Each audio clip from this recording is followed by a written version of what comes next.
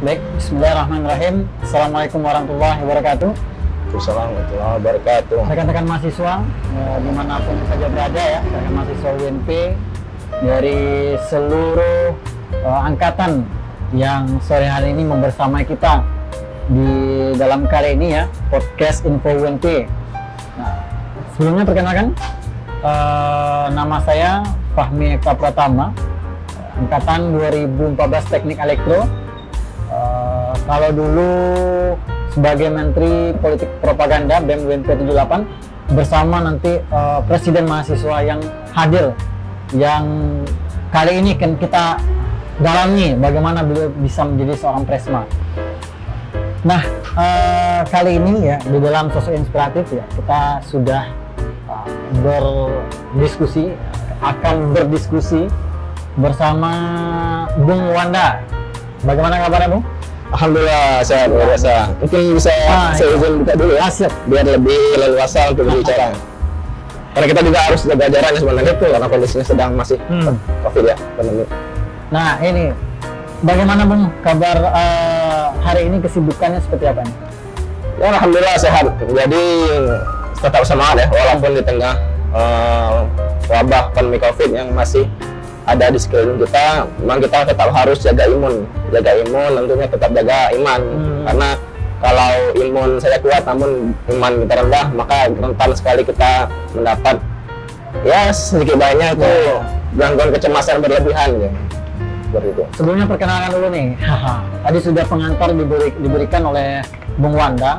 Jadi beliau ini karirnya di Universitas Negeri Padang ini, yaitu amanah terakhir beliau itu menjadi Presiden Mahasiswa Badan Eksekutif Mahasiswa Universitas Negeri Padang. Kalau sekarang keluarga mahasiswa ya, di tahun 2017-2018 ya? Ya betul. Ya, 2017-2018 bersama rekan satu perjuangannya, ya, itu adalah Joni Karnando. Ya, Joni Karnando ya. Nah, untuk beliau ini saat sekarang sedang menempuh menyelesaikan studi beliau. Alhamdulillah beliau juga penerima beasiswa LPDP. Jurusan apa? Jurusan? Ya, saya ambil program Magister Bimbingan dan Konseling di Fakultas Pendidikan Universitas Pendidikan Indonesia di Kota Bandung.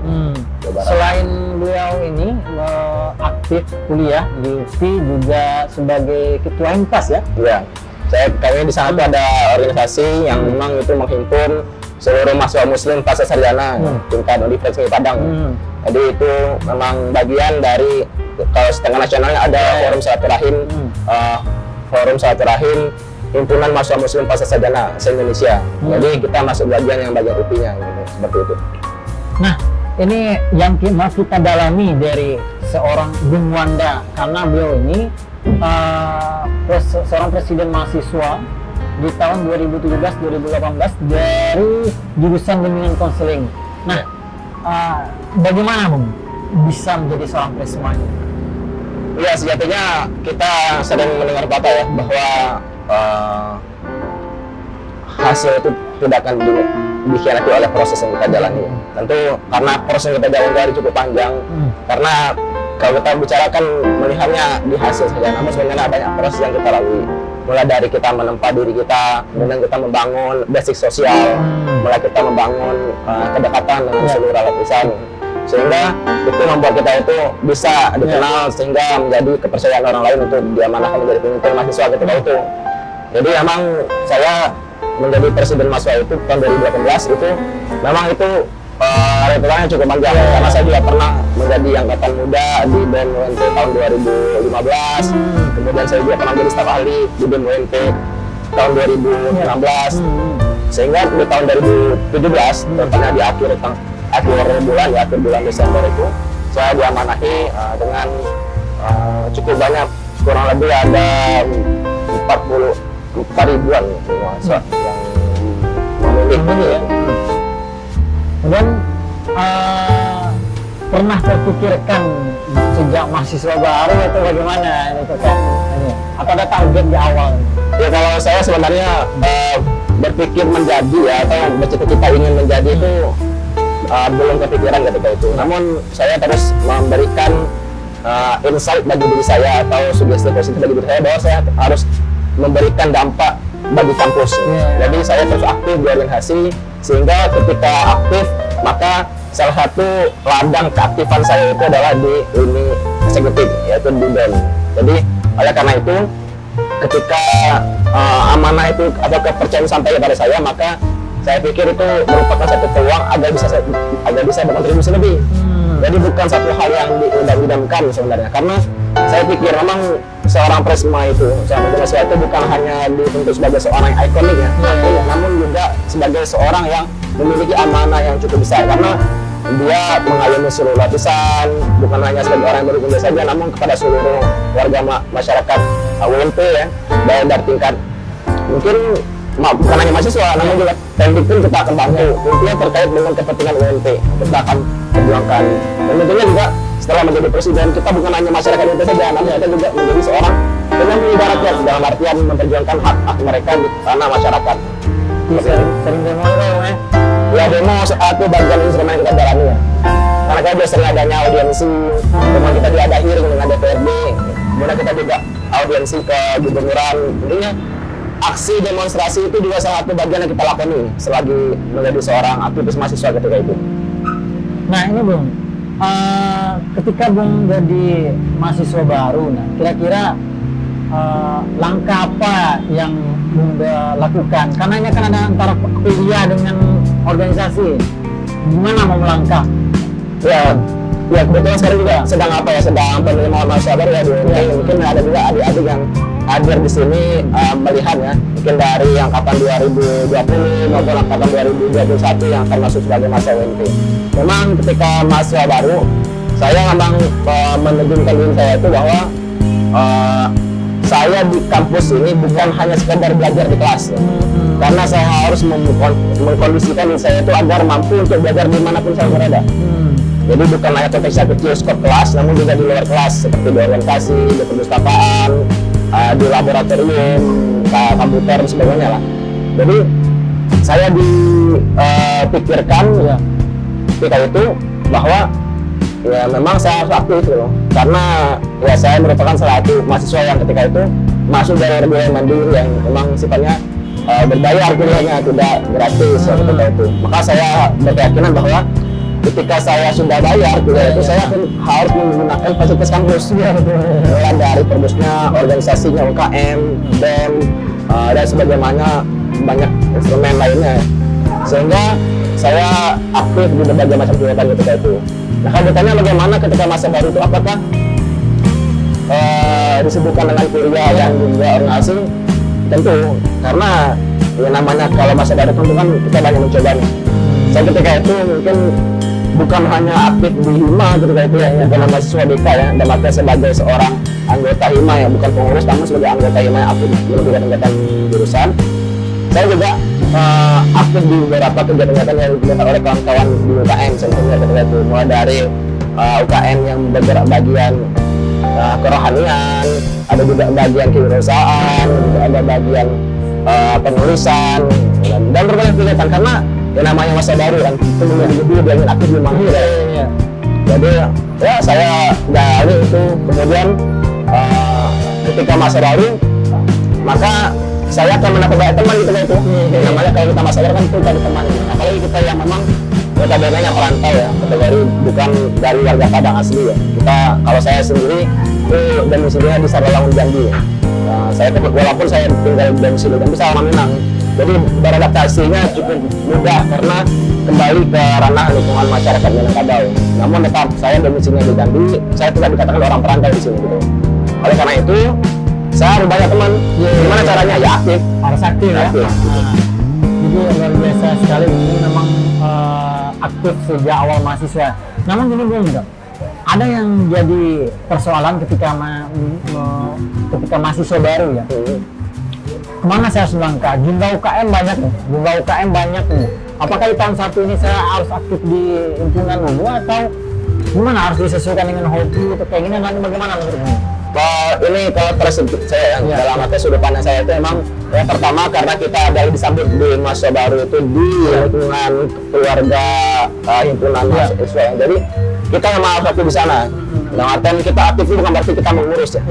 Karena beda anggota sama pengurus ya. Kalau pengurus itu adalah orang yang diamanahi untuk mengurusi organisasi. Tapi kalau anggota adalah orang yang memberdayakan dirinya atau memberdayakan organisasinya untuk menunjang diri dan lingkungannya gitu. Sehingga saya ketika tahun pertama itu emang cukup aktif di agenda-agenda di jurusan. Mulai dari ikut menjadi paduan suara gitu kayak itu ketika acara wisudaya gitu loh. Kemudian ketika acara-acara kemah gitu saya juga aktif terlibat menjadi peserta maupun menjadi seorang ya bantu-bantu di kepanitiaan. Namun ketika masuk ke semester 2 memang karena saya adalah orang yang suka dengan lingkungan sosial yang ramai ya. Jadi saya aktif itu mulai dari kegiatan kerohanian ya. Ada namanya kalau kita itu di lembaga fakultas ya. Di Forum Studi Islam di sana. Nah itu saya aktif di Forsis di ketika itu karena saya melihat senior di sana tuh dia di samping dia memiliki prestasi-prestasi akademik, namun dia spiritual nggak tinggal gitu loh. Artian dia seorang yang rajin ke masjid. Kemudian saya pikir wah bagus ini organisasinya dia menimbangkan antara dunia dan akhirat gitu. Saya pikir wah saya perlu belajar dari orang seperti itu. Kemudian saya aktif di sana menjadi seorang ya adik-adik mentor lah itu, adik yang dibina gitu sama senior di sana. Kemudian juga karena saya memiliki minat di bagian eksekutif ya, suka dengan sosial politik, maka saya mendaftar ketika itu di angkatan muda ya. Ada di program itu program sekolah angkatan muda. Jadi dari BEM UNP Kabinet Kolaborasi Penuh Karya tahun 2014-2015. Jadi saya diwadahi itu mungkin kita bertemu di sana ya ketika itu di SKM ketika itu emang aktif di lingkungan itu, lingkungan eksekutif, sosial politik ya, suka berdiskusi sehingga membuat saya itu tertarik untuk lanjut sebagai angkatan muda di sana. Ya bahasanya magang lah, magang di sana itu belajar dari para senior. Saya sering dilibatkan diikutin sama senior saya itu ada Bang Dalan, presiden ketika itu diajakin saya diskusi sampai ke kampus lain gitu. Kemudian juga abang saya itu Bang Mutakin, diajakin saya itu di kegiatan organisasi kepemudaan kemudian dan banyak senior yang lainnya itu mensupport keaktifan saya sehingga di tahun pertama itu saya mulai ikut seluruh bagian yang saya minati. Jadi bukan hanya di lingkungan skop jurusan ya, karena itu saya pikir itu bukan satu pilihan, itu bagian dari keaktifan. Jadi salah kalau ada paradigma bagaimana orang itu besar dua tapi tidak besar dua. Karena kan dia tidak boleh seperti itu. Dan kata orang dia mau tak mau suka nggak suka tetap bagian dari jurusan. Namun kalau dia aktif sebagai pengurus itu beda. Kalau anggota dia tetap aktif sebagai contoh kalau di kita di BK itu ada kegiatan kita tuh seperti adanya TDO, training eksaminasi, kita aktif sebagai peserta, kita aktif sebagai panitia kalau kita juga atau menjadi panitia. Kemudian kita ada juga Bakomas, Bakti Konseling Masyarakat. Saya ikut agenda tersebut, ikut ke masyarakat, ikut konseling masyarakat, camping sebagainya bersama senior. Karena saya pikir itu merupakan suatu bukan pilihan, memang itu bagian dari kita sebagai seorang mahasiswa BK gitu. Jadi kalau saya aktif di BEM, aktif di Forsis, aktif di lembaga yang di luar jurusan, itu merupakan minat saya. Minat saya itu dan itu semua orang boleh milih sesuai dengan minat masing-masing itu. Seperti itu mungkin. Itu disesuaikan dengan minat ya, dan disesuaikan dengan minat, namun tetap tanpa meninggalkan kegiatan di jurusan. Berarti ada hal yang menarik yang disampaikan oleh Bung Anda ini, mahasiswa begitu pentingnya peran senior di sini ya, menjadi mentor. Ketika maka jadilah semua Anda ketika itu gitu ya. Nah, gimana nih Bung membagi waktu antara kuliah dengan organisasi? Ya itu sangat sering sekali kita sering dengar pertanyaan yang mungkin juga ini adalah persoalan bersama yang mungkin semua orang mengalaminya. Namun memang itu kuncinya bukan bagaimana teori di buku ya, namun di pengalaman praktikly. Artian bagaimana seorang itu mampu untuk manajerial dirinya dan juga waktu-waktu kegiatannya. Karena ketika itu saya mendapat insight ya dari senior saya ketika di BMP itu. Salah satunya ada juga Bang Jumadi yang menyampaikan bahwa dia Menteri Sosial Politik ini gitu, Menteri Kastrat. Ya kalau kita mau teratur dan kegiatan kita itu semakin kita sibuk, semakin mampu kita menjaga waktu kita. Jadi semakin kita disuguhi dengan berbagai macam kegiatan kita yang memang itu berkaitan dengan kita, maka kita berupaya untuk memanajernya itu. Kita betul hari ini mau ngapain, besok kita mau ngapain, karena kita sudah jadwal. Sehingga mau tak mau kalau kita sudah dihadapi dengan banyak kegiatan tadi, kita mau manajernya itu. Karena kalau kita sedikit kegiatannya, kita cenderung lalai atau sering kosong waktunya itu, sehingga yang ada pun kita tunda, yang ada kita tunda, akhirnya menumpuk di ujung. Jadi paradigma yang saya pakai ketika itu memang dari juga insight dari senior, semakin kita sibuk maka semakin kita mampu untuk mengajar waktu kita. Jadi makanya saya menunjukkan dirinya, sehingga saya ketika itu Bung Fami, saya punya buku yang saya bawa buku itu Muslim Planner. Muslim Planner itu bahwa dari apa saja kegiatan saya di bulan ini, kemudian jadwal rutin saya apa saja itu. Contoh saya di jadwal Rabu pagi saya ada kegiatan mentoring nih di Masjid Al Azhar bersama adik-adik di Katolik Islam itu. Ya saya di sana ketulis setiap Rabu, dan ini saya nggak boleh diganggu, saya ikut agenda ini. Kemudian ketika siangnya saya kuliah, sorenya saya ke sekre, saya luar. Karena saya membuat itu sebagai bentuk agar saya mampu untuk aktif di bagian mana yang saya pilih tadi. Contoh saya milih aktif di lembaga dakwah, saya aktif di sana, saya dulu itu masuk dalam kegiatan saya gitu. Saya seorang mahasiswa yang berkuliah, yang bertugas, saya harus masukin di sana juga agendanya. Saya seorang adik mentor, saya harus ada di agenda mentoring gitu. Nah itu yang membuat saya mampu untuk menjaga, saya ditulis. Bukan satu hal yang saya pikir saja nanti dia bisa gitu. Sampai sekarang saya akan jalan itu juga. Saya punya, kalau saya sekarang tidak menggunakan buku lagi, saya menggunakan handphone saya gunakan itu. Di sana ada agenda aktiviti saya itu, mulai dari saya ngapain hari ini, besok saya ngapain, ada rapat atau tidak, seperti itu kamu. Jadi semakin kita sibuk, maka semakin kita memantapkan diri kita itu, mengupayakan diri kita untuk mampu untuk manajer waktu kita. Luar biasa nih Bung Wanda. Ini rekan-rekan mahasiswa ya, kita yang baru ikut bergabung bersama kita di UNP. Beliau ini seorang presiden mahasiswa Universitas Muli Padang di tahun 2017-2018, dan saat ini sedang menempuh ya studi S2 di Bimbingan Konseling Universitas Pendidikan Indonesia dan mendapatkan beasiswa LPDP. Nah, bicara LPDP nih, gimana bisa sampai mendapatkan LPDP itu? Nah itu yang pertama saya membaca itu bahwa tujuan saya untuk studi S2 itu merupakan satu persiapan yang saya siapkan ketika saya masuk S1. Jadi saya sampaikan bahwa walaupun saya S1 itu kuliahnya bayar ya, saya berupaya agar S2 saya itu tetap lanjut, saya bisa sampai ke S2. Bagaimana caranya? Mau saya bayar sendiri, mau saya dapat beasiswa. Namun kalau ada beasiswa, saya akan berupaya untuk melengkapi syarat-syaratnya itu dengan waktu yang disediain. Sehingga ketika saya tamat di tahun 2019 ketika itu, maka alhamdulillah ketika itu juga LPDP saya buka. Jadi satu trik yang ini penting sekali untuk bagi seorang scholarship hunter ya, seorang pemburu beasiswa itu, dia harus mengetahui beasiswa itu bukan sebatas mau, bukan sebatas mau dapat. Kalau mau semua orang mau dapat beasiswa, siapa sih nggak mau dibayarin kuliahnya gitu. Namun apakah dia mau serius dalam artian mendapatkan itu? Caranya apa? Satu upayanya adalah bagaimana dia mempelajari betul seluruh kegiatan apa syarat-syarat di persyaratan itu. Karena saya bukan seorang penerima beasiswa di Indonesia ya, saya maka pilih jalur lain gitu. Apa sih jalur yang saya bisa masuk dari LPDP itu? Ada jalur reguler, ada afirmasi gitu. Dan akhirnya saya pilih afirmasi dengan jalur mahasiswa berprestasi prasejahtera. Jadi bahasa itu mahasiswa yang berprestasi namun tidak mampu secara finansial. Sehingga saya lihat baca syarat-syaratnya itu dengan teliti, ternyata saya bisa memenuhi itu, bisa melengkapi syarat-syaratnya itu. Mulai dari surat keterangan tidak mampu, mulai dari penghasilan orang tua, mulai dari dan sebagainya.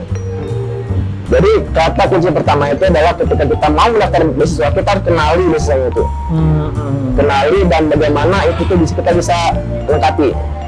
Sehingga ketika itu kita mampu nambah serius itu loh. Ketika saya sudah berupaya, saya cari mentor lagi. Karena saya memiliki keterbatasan atau saya sadar diri bahwa bahasa Inggris saya masih kurang, saya cari mentor saya bahasa Inggris. Alhamdulillah banyak yang mau support, mau bantu. Banyak di waktu saya itu. Satu sekarang di dosen di FIB itu Bang Dodi Surendra, dia alumni Manchester, dia alumni Master Art di Manchester ya di Inggris, mulai PDP juga.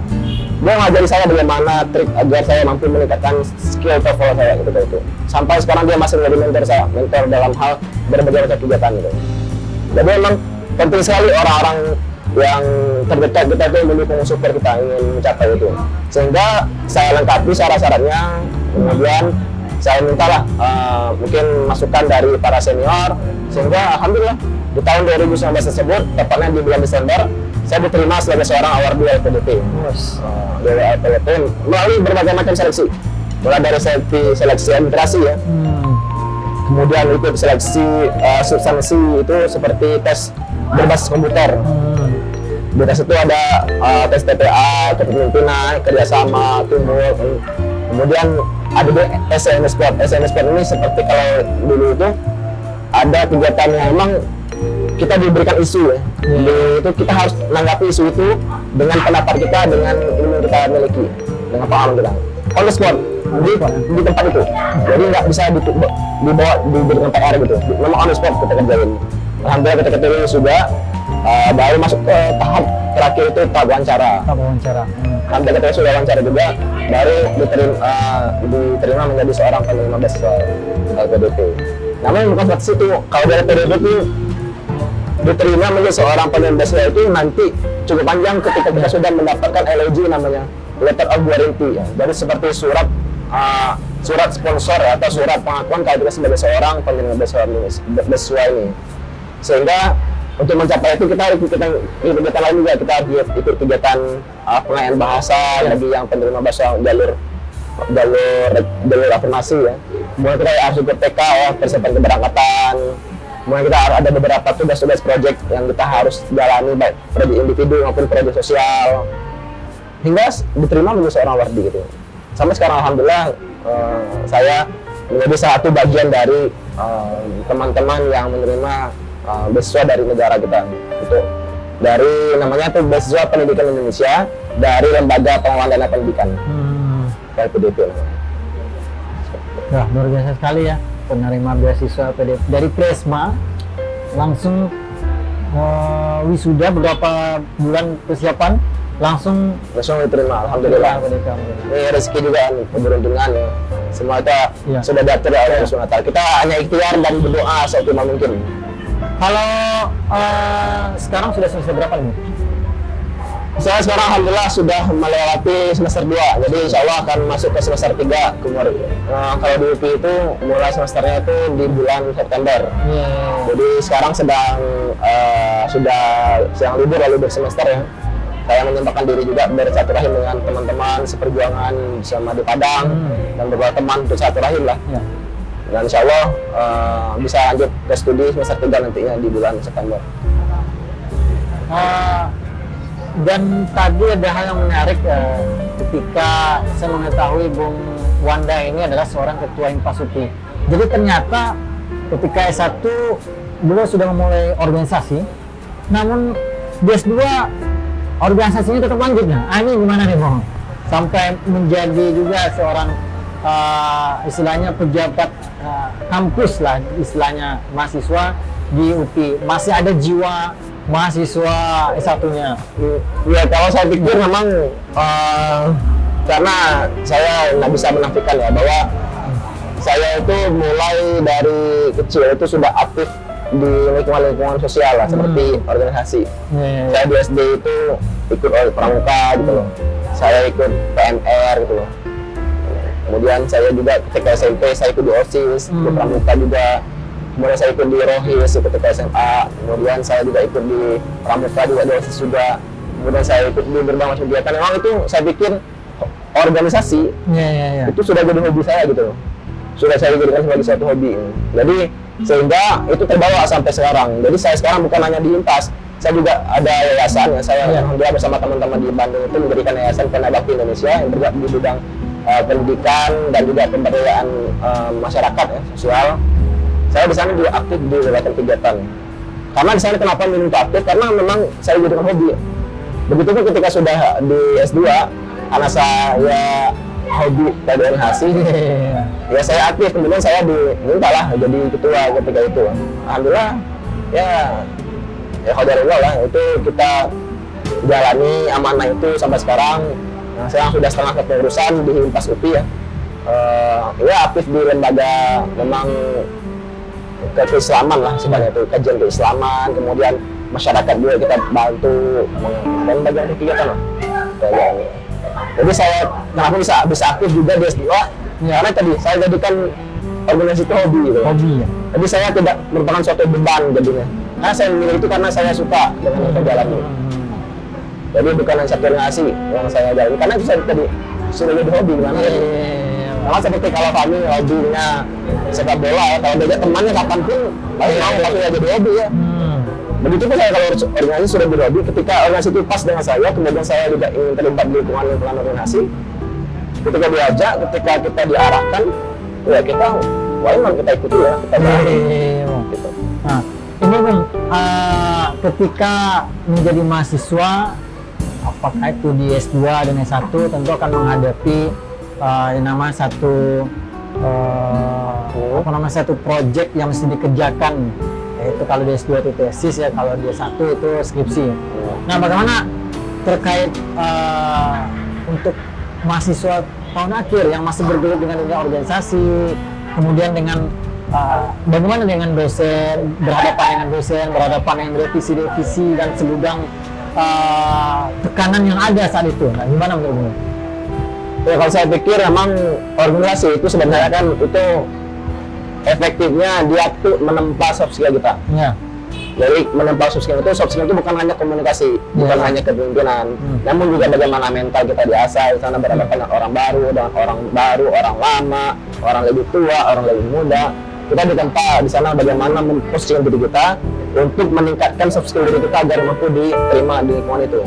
Begitupun ketika kita ditempa dengan baik dia ngasih, ketika kita disupport, kita ikut aktif di kegiatan tersebut, sehingga ketika kita berhadapan dengan dunia akademik yang berkaitan dengan dosen yang tidak hubungan dengan dosen, mudah saja gitu loh, karena kita sudah memiliki keberanian, mental kita sudah terpacu untuk itu. Kemudian bagaimana cara kita mengerjakan skripsi? Ya kita sudah ditempa bagaimana mengatur waktu kan, ya, kita aktif di sana untuk ya memposisikan waktu kapan saya buat skripsi, kapan saya ngerjain amanah organisasi, kapan saya berlibur dengan keluarga, kapan saya bermain dengan teman-teman. Karena itu ditempa di organisasi itu. Jadi saya sampaikan memang carilah organisasi itu memang sebagai support kita dalam hal kehidupan kita. Bukan kita kami hitamkan lama studi karena organisasi. Jangan salahkan organisasi, salahkan diri kita yang tidak bisa manajemen itu gitu loh. Organisasi itu cuma instrumen doang gitu. Cuma tools saja, alat saja. Kalau kita gunakan yang baik, optimal, itu menjadi manfaat bagi diri kita. Saya contohnya ketika S1 itu, ya karena saya sudah ke tempat berkomunikasi dengan banyak orang ya, dengan orang lebih tua juga. Ya ketika mengurus skripsi itu, ketika berhadapan dengan dosen, saya berani saja. Yang lain pada takut-takut mau nampil kan, takut ditolak dengan saya ini dan izin Pak saya mau bimbingan nama ini, langsung. Misalnya itu semua kalau misalnya ada tekanan, ada apa? Tantangan itu ya hal wajar dimanapun ya, bukan hanya di dunia kampus, di masyarakat kita juga tetap itu. Maka kita harus tempa diri kita dengan organisasi tadi, dengan kegiatan-kegiatan yang sebelum banyak kita tadi, sehingga itu memberikan support bagi diri kita untuk menyelesaikan semua yang telah menjadi tugas kita. Salah satunya studi tadi. Jadi seperti itu kami, sehingga kita harus mengupayakan agar mampu untuk menyelesaikan studi kita itu dengan baik, dengan didukung oleh keterampilan kita dapat selama kita di kegiatan organisasi. Itu. Jadi saya teringat ini status atau kalimat Bung yang fenomenal yang menurut saya ya, mahasiswa paripurna ini sangat berhubungan sekali dengan aktivitas beliau sebagai seorang aktivis dan organisatoris dan juga sebagai seorang mahasiswa. Bagaimana melihat Bung melihat mahasiswa paripurna itu seperti apa? Ya saya pikir mahasiswa paripurna itu ini pandangan saya bahwa seorang itu bisa dikatakan paripurna atau mendekati sempurna itu ketika dia memang memiliki kalau saya bilang itu di 4 wilayah yang dia harus garap di lingkungan kehidupannya. Mulai dari akademiknya sebagai seorang mahasiswa, dia harus sukses di sana. Sukses di kategori dia tidak boleh bermalas-malasan atau sampai-sampai menjadi orang yang menjadi beban di lingkungan sosial akademiknya.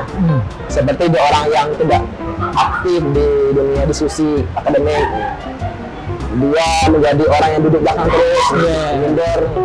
Saya pikir itu belum mencapai sukses. Tapi kalau dia sukses secara akademik, dia mampu untuk tampil di hadapan akademik, dia mampu untuk berargumen, dia mampu untuk mencapai titik skor nilai yang memang menjadi satu standar bagi seorang penerima beasiswa gitu. Seperti itu saya pikir memang teman-teman yang bisa aktif sampai mendekati indeks prestasinya bisa sampai 3 atau 3,5 itu sudah menjadi hal yang bagus ya. Sukses juga harus di akademik. Kemudian juga harus cerdas dalam segi organisasi. Gitu. Dia harus cerdas dalam artian dia mampu untuk mengontrol dirinya, emosinya di lingkungan orang banyak gitu. Itu di organisasi, di perhimpunan, di organisasi kepemudaan, di organisasi yang memang dia lakukan ini ya. Dia harus bersama, bukan hanya hadir namanya terpampang bukan, namun dia mampu untuk manajerial event, dia mampu untuk manajerial sumber daya masyarakat atau mahasiswa, kemudian dia mampu untuk tampil dalam hal sebagai perwujudan atau perwakilan dari organisasinya gitu, belajar di sana. Makanya dia harus cerdas juga secara organisasi. Kemudian juga saya pikir seorang mahasiswa itu dia harus memiliki ketakwaan juga dalam hal segi spiritualnya. Jadi nggak boleh dia kering atau nilai rohani. Percuma dia aktif sebagai seorang yang terpandang di segi masyarakat, namun dia rohaninya rempong atau ya kropos sekali. Dalam artian dikit-dikit mengeluh, dikit-dikit dia stres. Maka saya pikir kalau seorang yang memiliki kepribadian yang ketakwaan, ya, insya Allah dia mampu, dia tahan banting atau memiliki resiliensi yang tinggi, ya. Tingkat resiliensi yang tinggi, sehingga dia mampu untuk struggling, survive dalam kehidupannya, karena dia mengadu kepada yang maha tinggi, yang maha kuasa, yang maha kuat lah. Bahwa dia mengatakan memang yang saya upayakan ini adalah butuh ikhtiar saya untuk berkontribusi bagi orang banyak, sehingga engkau mengurusi kehidupan saya nanti Allah gitu. Misalnya saya berpikir bahwa seorang manusia paripurna itu dia harus memiliki ketakwaan juga dalam segi spiritualnya. Namun itu yang minimal sebagai seorang pribadi lah. Tidak bisa dia di organisasi keislaman nggak apa, tapi dia memiliki ketakwaan pribadi. Bagaimana caranya? Ikut di agenda-agenda keislaman, ya. Ada agenda mentoring kah? Ada agenda sifatnya emang kajian. Kalau kita di UNP itu ada namanya kajian subuh barokah ya, setiap Jumat ya. Ikuti kegiatan itu. Kemudian banyak kegiatan lainnya. Kalau di UNP itu juga ada teman-teman dari kegiatan kerohanian itu mengangkat kegiatan seperti Ramadan di kampus, RDK kan. Ya kita jadikan hati usaha untuk diri kita sebagai meningkatkan ketakwaan. Kemudian keempat kita harus meningkatkan diri kita untuk mandiri secara ekonomi. Mandiri secara ekonomi itu dalam artian kita mampu untuk memiliki upaya untuk mandiri secara ekonomi finansial. Kita bukan hanya sebagai seorang yang mampu untuk membebani orang tua, dalam kategorikan itu yang membebani orang tua dalam artian ya dikit-dikit ngadu minta, dikit-dikit ngadu minta. Ya kita sebagai seorang dewasa nantinya kita berupaya untuk mencari income pribadi minimal itu dari kita sendiri lah, sebelum kita membagi kepada orang lain. Bagi seorang yang aktif di bidang akademik, organisasi, spiritual, bagian finansial atau ekonomi tadi, insya Allah dia menjadi seorang mahasiswa paripurna saya pikir. Biasa mahasiswa paripurna. Jadi hal yang menarik dengan statement Bung Wanda yang masih saya ingat itu sampai saat sekarang memang mahasiswa paripurna. Nah rekan-rekan mahasiswa, Bung Wanda ini ketika menjadi seorang presiden mahasiswa sering bersanding dengan rektor UNP itu Profesor Ganefri, Bapak Ganefri. Kemudian juga ketika ada urusan-urusan mahasiswa, ketika saya masih ingat itu ketika urusan wisuda juga ada persoalan tentang wisuda, maka Bung Wanda langsung bertemu dengan rektorat. Ini bagaimana ini Bung saat itu bagaimana yang Bung alami? Ya saya pikir ini salah satu kesempatan saya ketika sudah menjadi seorang presiden masa itu, saya harus mengoptimalkan keberadaan.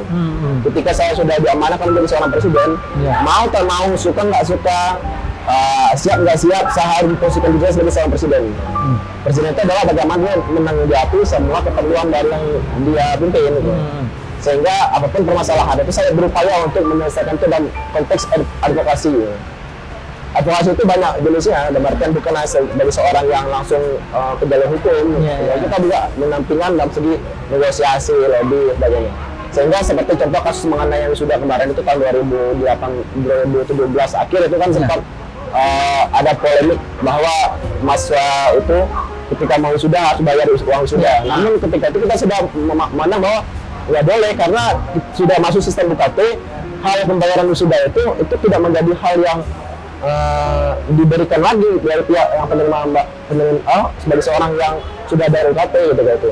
Maksudnya wisuda dalam artian wisuda aleknya itu atau wisuda seremonialnya itu tidak dipungut lagi karena sudah masuk ke income di pembiayaan di UKT. Jadi ketika saya langsung dengan direktur, saya sampaikan ini bukan hanya asumsi, bukan hanya suatu hal yang ya karena keinginan saja menyampaikan itu, namun dengan landasan kuat. Kita hadapi dengan undang-undang seperti peraturan menteri, peraturan menteri Mendikbud, ketika meristek ketika itu ya, saya sudah Mendikbud. Saya hadapi bahwa ini mengenai aturan kalau kita minta ini kepada mahasiswa untuk bayar lagi.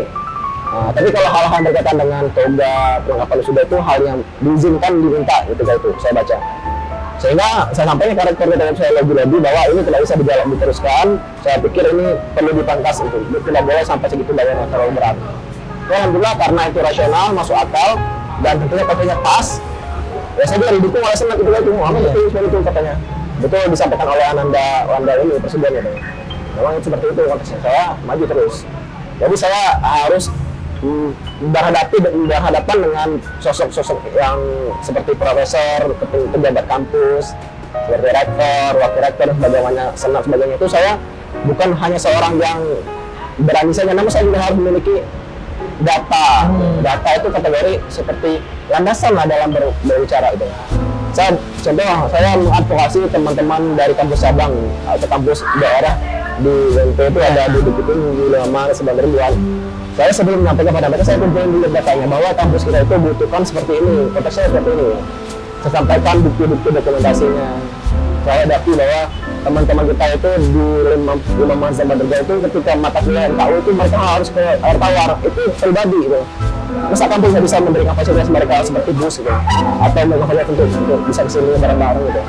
Saya advokasi itu, sehingga alhamdulillah ketika itu bisa saya reaksi itu dengan data-data saya, dengan lobby-lobby saya kepada rektor. Alhamdulillah ketika itu teman-teman dari kampus Lima Manis Berdua itu mendapatkan impact-nya tanpa perlu membayar ongkos untuk bayar kos, bayar angkot ya, atau bayar goret atau biaya dokter. Kita sudah diberikan fasilitas mobilnya gitu, mobil kampus untuk ke air tawar, kita mata kuliah. Perdana tuh ya? Perdana gitu. Karena saya pikir itu satu hal yang harus dirasakan oleh kawan mahasiswa.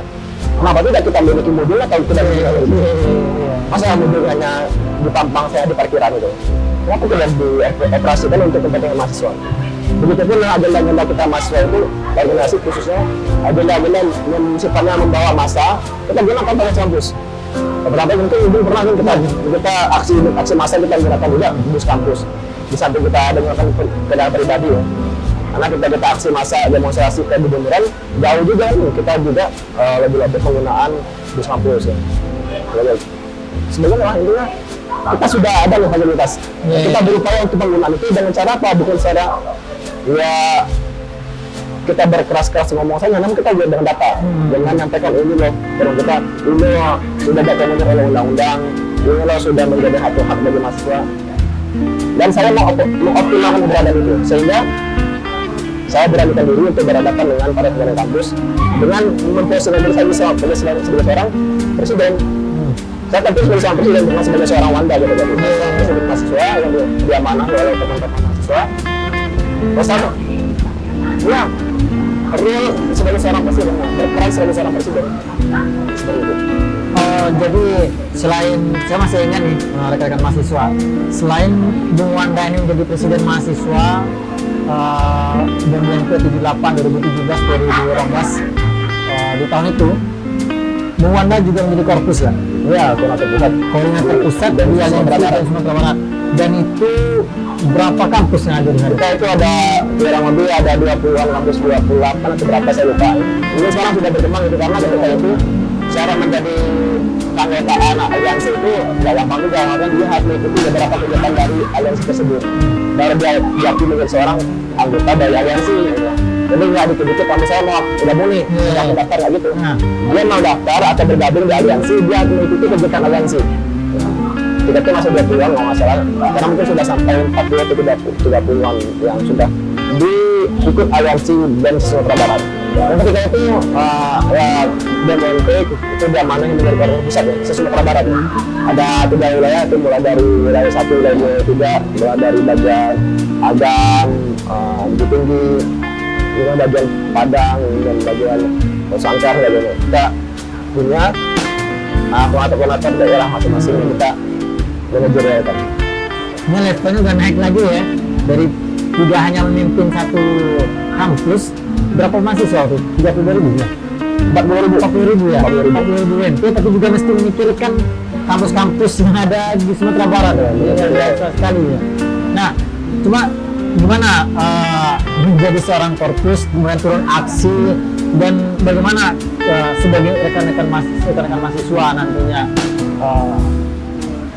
urgensi dari aksi ini seperti apa? Saya pikir mahasiswa itu dia harus pahami bahwa dia itu bukan sebagai seorang pelajar yang di kampus saja, namun dia sebagai seorang yang kita bicarakan sebagai intelektual organik materi. Dia seorang yang diberi kesempatan untuk mengembangkan intelektual dia dan setiap kampus tentu berkontribusi bagi masyarakat. Kita mengenal itu terutama penting juga. Kita mengenal itu ada pendidikan, penelitian, dan pengabdian. Nah, kita mengenal bagaimana upaya kita aktif di organisasi, aktif di masyarakat itu sebagai bentuk pengabdian. Terutama bagi seorang aktivis mahasiswa. Jadi, saya ketika seorang aktivis, namun dia tidak peka dengan sosial, dia tidak di lapangan. Kita bukan menyuruh mereka untuk aksi demonstrasi ya, namun aksi demonstrasi merupakan satu tools dalam bentuk kegiatan yang disahkan oleh undang-undang, dibolehkan. Namun kita juga sering lihat itu, seperti kemarin kita audiensi ke gubernuran perihal kondisi masyarakat di Solo ya, dengan geotermal, kita sedang kita mau audiensi mengenai tambang juga di Bali Selatan ketika itu. Kita advokasi dengan bentuk bukan aksi langsung, kita kajian dulu, kita sampaikan dulu aspirasi masyarakat seperti ini, kondisi masyarakat seperti ini yang menolak, gitu. Sebenarnya kita sampaikan. Itu bentuk kita dalam artian memposisikan diri sebagai seorang aktivis mahasiswa. Jadi bukan hanya dampaknya itu bagi masyarakat kampus, namun juga masyarakat umum. Seperti itu. Kalau di nasional, aliansi BEMC ya namanya? Ya, kita juga BEMP masuk ke aliansi di BEM seluruh Indonesia. BEM seluruh Indonesia atau BEMC namanya. Jadi kita ketika itu menjadi bagian di membantu di supporting isu pendidikan dasar dan menengah, dasarnya. Jadi kita juga cukup aktif bersama teman-teman kampus LPTK lainnya seperti di UPI, di INY, itu menggali atau mengaudiensikan isu asasi berkaitan dengan pendidikan. Kita juga pernah mengkaji perihal optimasi penyerapan anggaran APBN 20% untuk pendidikan, kemudian pemerataan pendidikan. Kita dari situ juga pernah sampai ke nasional. Iya Bang. Sekarang nih Bang, kondisi kuliah juga serba daring ya untuk di UNP, dan juga blended learning, pembelajaran campuran. Nah, gimana sebagai seorang mahasiswa melihat hal ini? Ya, saya pikir ini kan suatu settingan kategori setting itu bentuk kondisi saja. Jadi pertama kita harus tetap bisa struggling. Mau dia settingnya online, settingnya offline, settingan itu dan kondisi yang ramai, sepi, itu kan settingan saja kondisi ini. Namun bagaimana cara kita untuk mengoptimalkan kondisi kita itu? Namun tetap kita nggak usah membandingkan efektifnya antara kondisi offline sama online, nggak bisa karena pasti beda gitu. Pasti nggak efektif kalau yang kondisi yang sifatnya tetap muka. Namun kita bukan berarti tidak bisa bergerak di sana.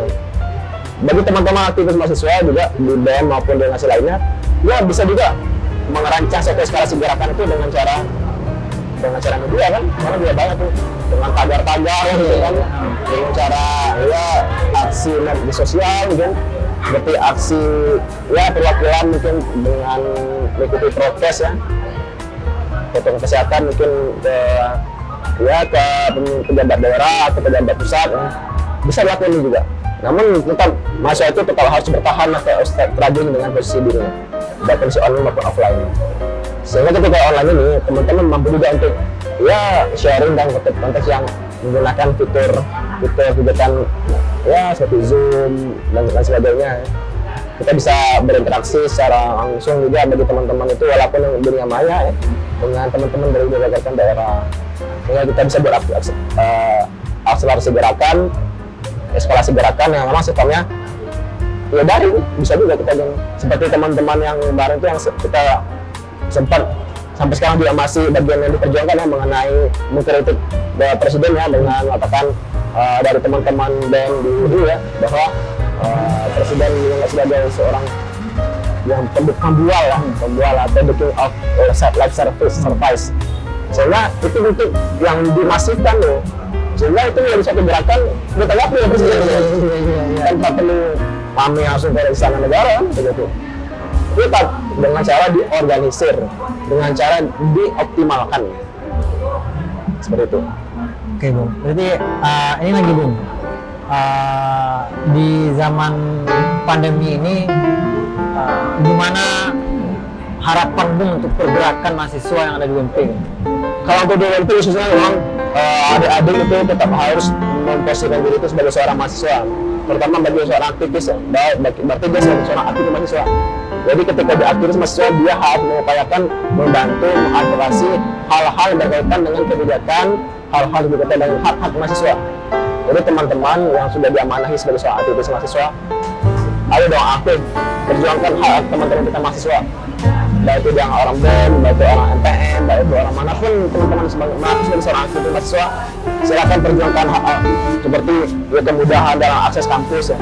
Seperti ada yang berkendala dari pembayaran UKT yang karena kondisi pandemi itu berdampak pada keluarga mereka kan. Ya, bagaimana peran kita di sana membantu? Apakah dengan cara memotong pembiayaannya dari murah, atau memang pengangsuran, atau memang bagaimana itu? Bagaimana kita bergerak memberikan kontribusi mengadvokasi itu?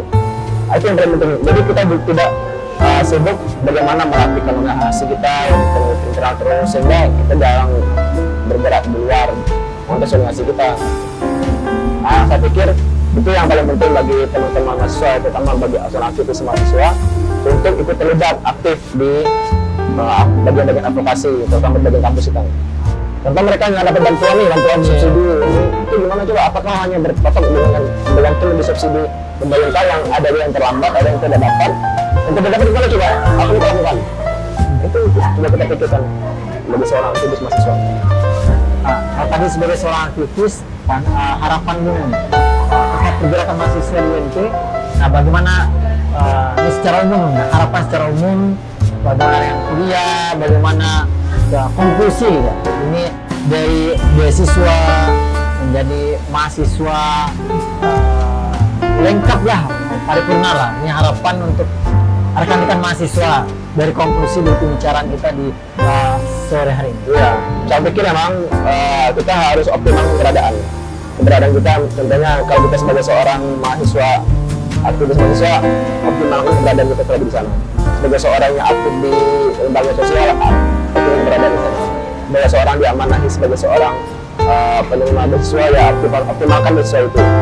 Jadi sehingga kita mengoptimalkan keberadaan, sehingga kita mampu untuk menggunakan setiap kesempatan itu menjadi suatu peluang untuk kita mendapat keberhasilannya. Karena kita tahu ya rumus soal keberhasilan itu agar bertemunya antara kesiapan dan juga peluang. Jadi lucky is equal of readiness is opportunity gitu. Suatu keberuntungan itu mampu kita dapat keberuntungannya ketika kita sudah memiliki kesiapan dan peluang berhadapan bersamaan. Dapatlah kita kesuksesan tadi atau keberuntungan tadi. Begitupun kondisi sekarang, selagi masih mahasiswa, apa sih kesiapan kita sebagai seorang mahasiswa? Peluangnya apa sih agar kita mampu untuk mendapat keberuntungan? Contoh kalau kita aktif sebagai seorang pejabat kampus, pejabat mahasiswa lah kan, seperti presiden atau menteri atau apapun lah sifatnya, optimalkan saja keberadaan itu, waktunya, peluangnya ini selagi masih diberikan yang mana itu loh. Itu kan sudah tuh susah juga nanti menyampaikan hal-hal yang kita ingin advokasi kan. Begitupun bagi adik-adik yang masih siswa, ya sebelum jadi mahasiswa ya silakan mengingkapi semua tugas perkembangan yang selagi mahasiswa ya, masih siswa ya. Mulai dari mencari jati diri, berteman dengan orang-orang, mensupport kehidupannya ke depan, mendukung kegiatan positifnya. Dan yang terpenting jangan pernah kita menyibukkan diri kita tuh dengan akhirat dan meninggalkan dunia. Begitupun meninggalkan dunia, meninggalkan akhirat. Karena kita sebelum kita kan kita minta kesuksesan itu dunia akhirat kan, bukan kita minta kesuksesan dunia kan. Jadi kalau kita minta kesuksesan dunia, kita harus dibarengi atau berdekatan menimbangi dengan kesuksesan di akhirat. Dengan cara apa? Kalau kita sebagai seorang mahasiswa, kita ikut di agenda keislaman, mungkin ikut mentoring juga ada.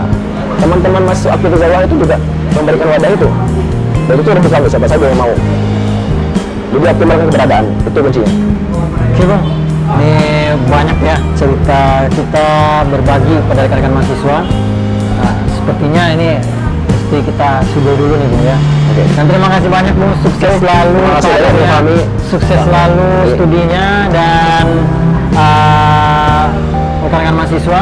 Mari apa yang disampaikan oleh Bung Wanda tadi sangat menginspirasi kita, dan mudah-mudahan rekan-rekan mahasiswa bisa terinspirasi dari diskusi kita di sore hari ini.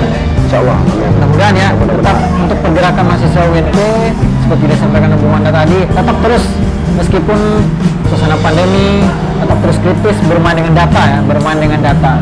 Dan kalau gitu saya pamit pertama sebagai moderator ya, memoderatori kegiatan diskusi kita di Sosok Inspiratif bersama Info UNP kali ini, dan juga bersama Bung Wanda, sosok inspiratif kita yang hadir berbagi bersama kita dan luar biasa pengalamannya. Dan mohon pamit nih dan assalamualaikum warahmatullahi wabarakatuh. Assalamualaikum warahmatullahi wabarakatuh. Terima kasih Bung Fahmi. Siap. Ya.